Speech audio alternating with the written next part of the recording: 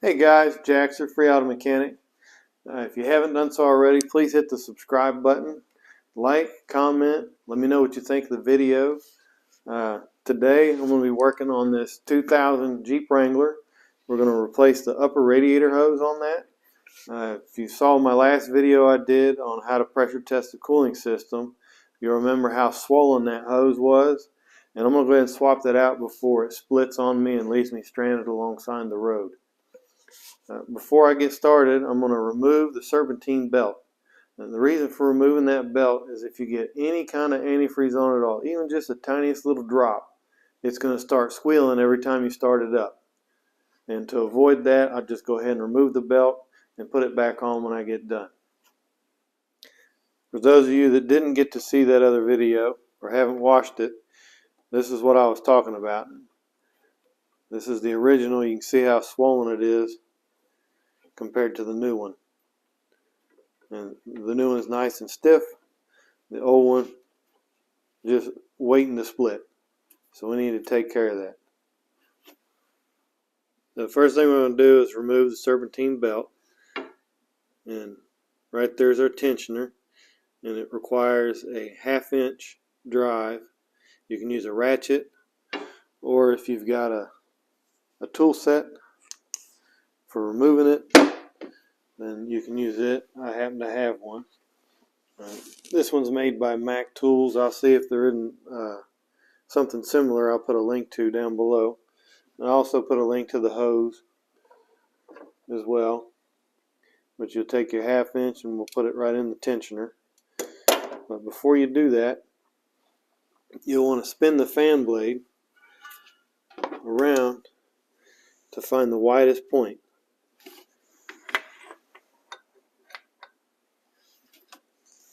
So that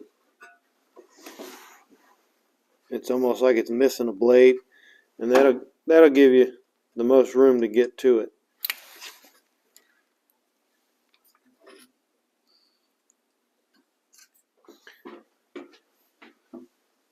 I'll push down. That'll relieve enough tension that I can slide the belt off of the alternator, and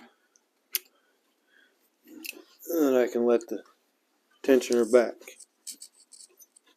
and go ahead and remove the belt. You want to remember how the belt went on so that you can put it back on, and it looks pretty straightforward.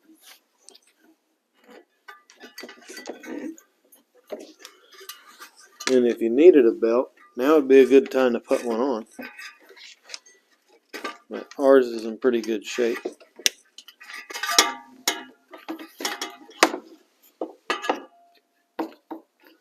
Just set it off to the side. Next thing I'm going to do is put a drain pan underneath. If you don't have one, you can put down some cardboard or something to soak it up.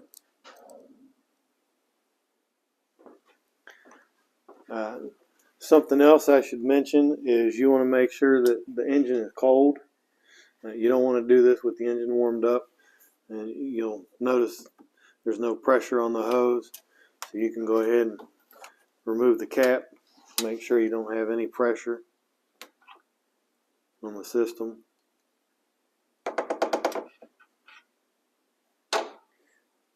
And there's two ways of doing this. You can try and drain some of the coolant from the bottom of the radiator, or you can just take the hose clamps off and make a big mess. And the bigger the mess, the harder it is to clean up. So we'll try the petcock on the bottom of the radiator first. If that doesn't work, then we'll move to the making the big mess. So you want to slide up underneath the vehicle on the passenger side of the radiator. Here's your drain petcock. You want to position your drain pan right underneath of it. And you want to try and open this valve.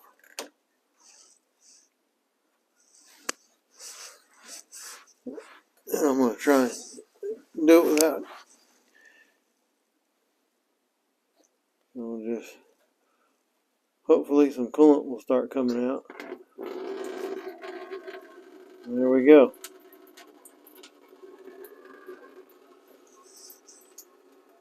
Now, since we're just doing the upper radiator hose, there's no reason to drain all the coolant out, but we can keep an eye on our level, see how far it goes down, and we can keep working our hose.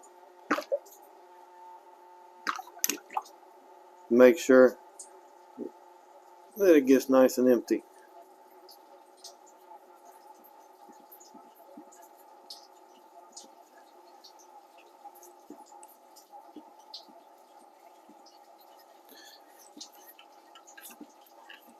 And the idea is to drain the radiator down below the height of this hose clamp, so the coolant is below that level.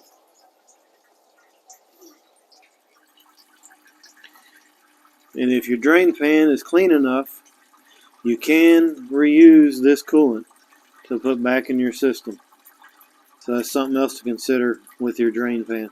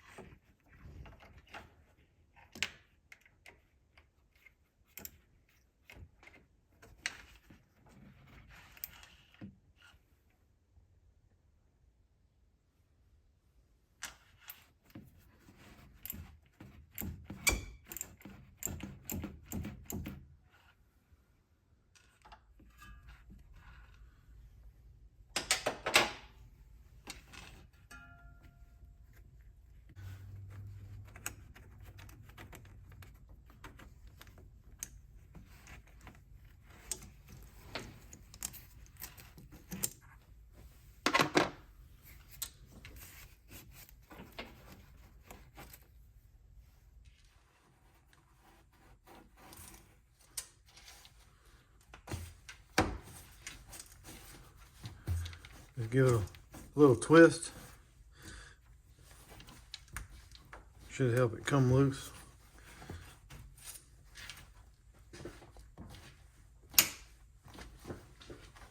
And then just kind of wiggle it.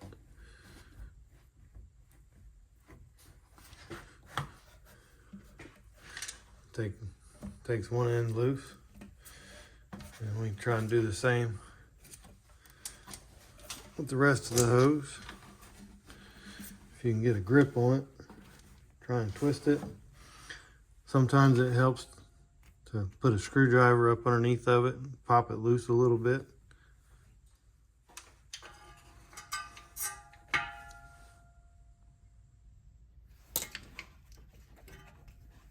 Just kind of work the screwdriver in there, kind of wiggle it around.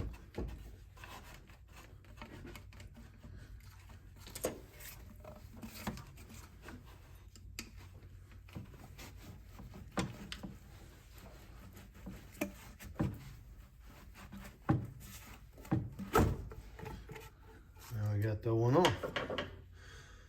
We'll just throw that in the trash. You want to take a rag or cloth, clean this up a little bit. You see the extra debris and stuff under there.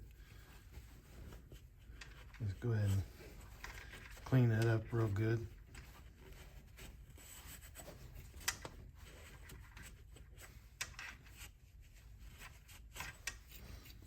That's where you're going to seal the new hose with the new clamp. So you want to make sure it's fairly clean. You don't want any big chunks or anything in the way.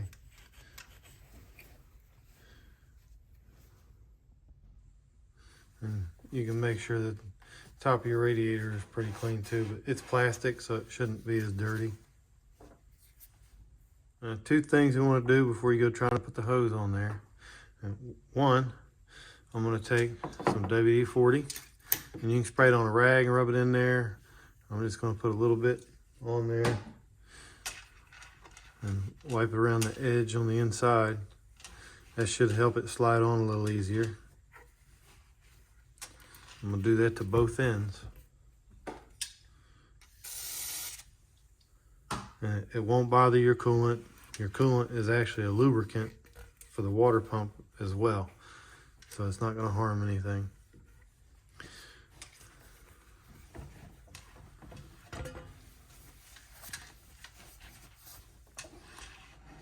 The second thing you want to make sure you do is put your hose clamps over top.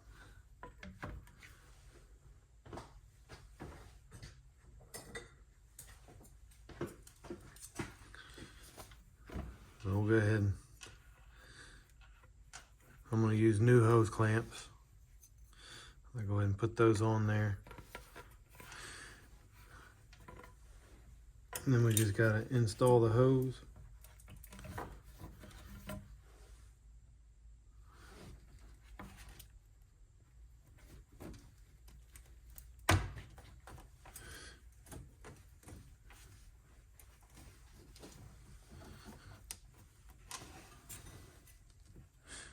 And I don't know if you can see, but there was a little nub right here built in. You want to make sure the hose goes down to that lip.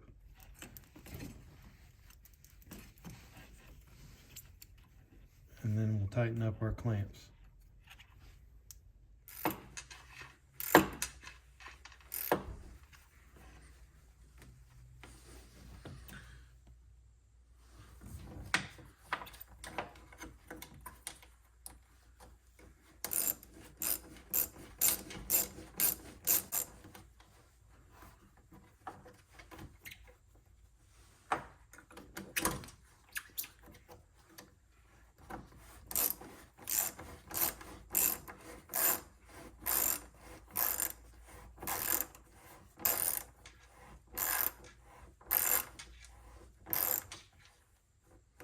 Now you don't want to over tighten it on this plastic tank because you'll snap that. So as long as it's good and tight, you should be good. The next step is going to be top off our coolant level. And if you used a clean drain pan, then you can just put the same coolant back in and it should top itself right back off because it'd be the same amount. But you might notice that not all of it goes in at first, so you want to just put a little bit in at a time, because you might have to burp the system. And what I mean by that is squeeze the upper hose a few times and make sure you get the air out of it. And that's just squeeze the hose.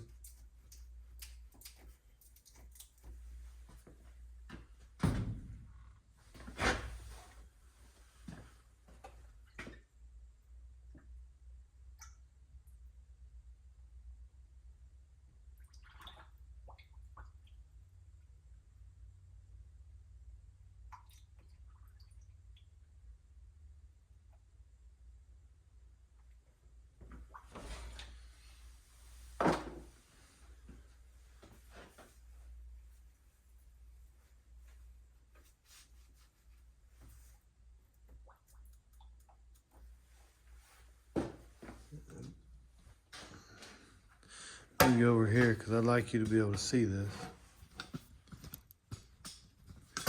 And when I squeeze the hose, you're trying to get the air bubbles out of it.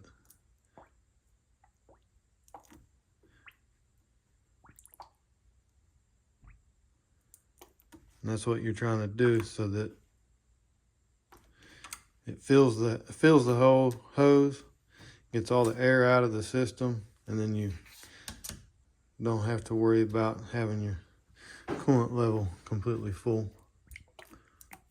But it might take a few times.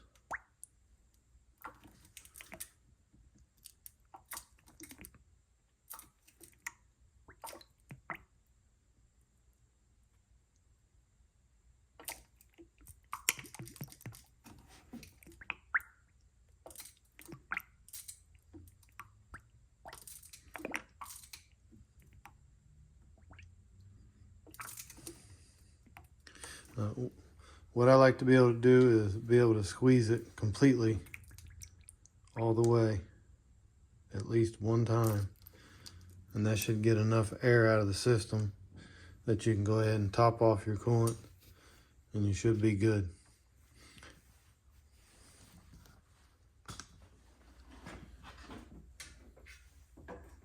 Once you get it fully, put the cap back on. Make sure that's snug, and if there's any left in the pan, you know it fit before, so it's going to need it. So you can go ahead and put it in the overflow without worrying about having too much in there. Eventually it'll come right back out of the overflow tank and into the radiator as it needs it.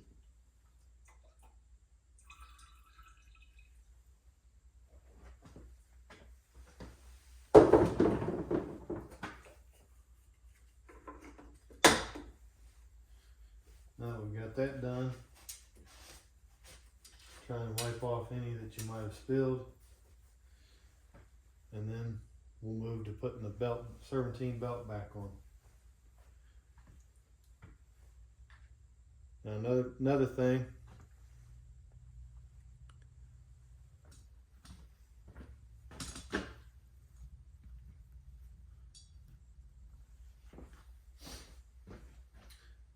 I want to mention, similar to around the same lines as what I said before, is getting any antifreeze at all on that belt.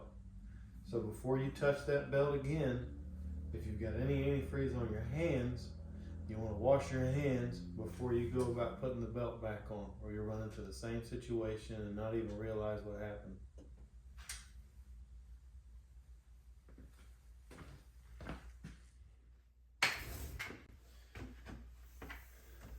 Now, last thing we got to do is put our serpentine belt back on and put it on the same way we took the old one off. And if you haven't checked it before, you can look now, and you want to check it for any kind of cracks or anything. If it's cracked or looks like it's coming apart or frayed, then you want to go ahead and put a new one on at that point. This one's in pretty good shape.